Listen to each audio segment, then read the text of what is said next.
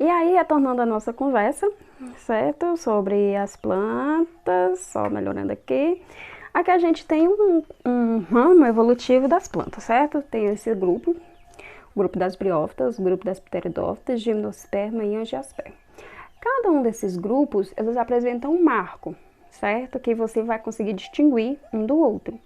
E aí a gente vai falar sobre o marco de cada um, a característica marcante de cada um, que eles ainda divide, né, compartilham com a mesma informação, ok?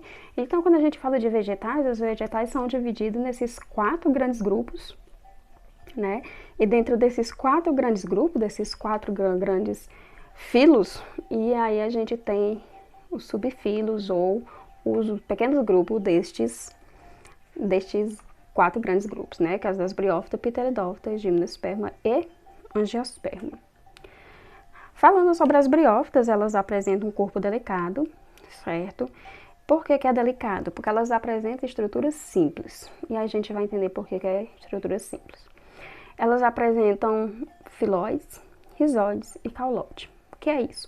São estruturas que não são folha, raiz nem caule. Por quê? Porque essas plantas, elas não apresentam órgãos verdadeiros. O que são os órgãos verdadeiros que a gente chama? São as verdadeiras folhas, as raízes, os caules, flores. Então, estes órgãos, este tipo de planta não apresenta, certo? Então, elas não têm órgãos verdadeiros. E aqui você consegue observar um grupo do grupo das briófitas, este exemplar aqui, por exemplo. Aqui a gente observa que tem, né, o filóide, imitando as folhas. Não dá para ver o rizóide nem o cauloide, mas aqui dá para você observar perfeitamente essa estrutura imitando folhas que são chamadas de filóide, certo? Aqui a gente tem o rizóide, o cauloide e o filóide, ok? Então isso aqui é comum a todos os tipos de briófita, a todos os seus representantes, rizóide, cauloide e filóide, ok? Essa partezinha verde que você observa, então, do filóide para baixo, né, é chamado de gametófito. Desta partezinha aqui, do filóide para cima, é chamado de esporófito, ok?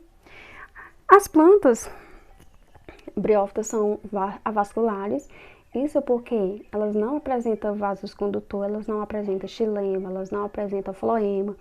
Então, elas precisam sobreviver em regiões que sejam úmidas, porque o alimento, ou seja, a água, sais minerais, vão chegar dentro dessas plantas, ao interior dessa planta, por um processo chamado de difusão, certo? Então, aqui a gente tem como representante deles os musgos, os antóceros e as hepáticas. Então, quando você falar quais são os representantes do grupo das briófitas, musgo, antócero e hepática, ok?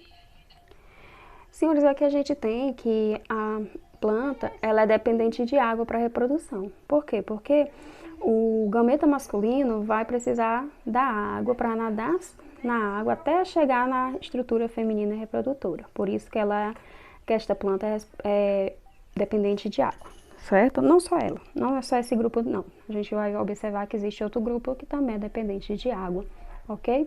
Então, como eu havia falado para vocês, aqui você imagina uma linha imaginária aqui, certo?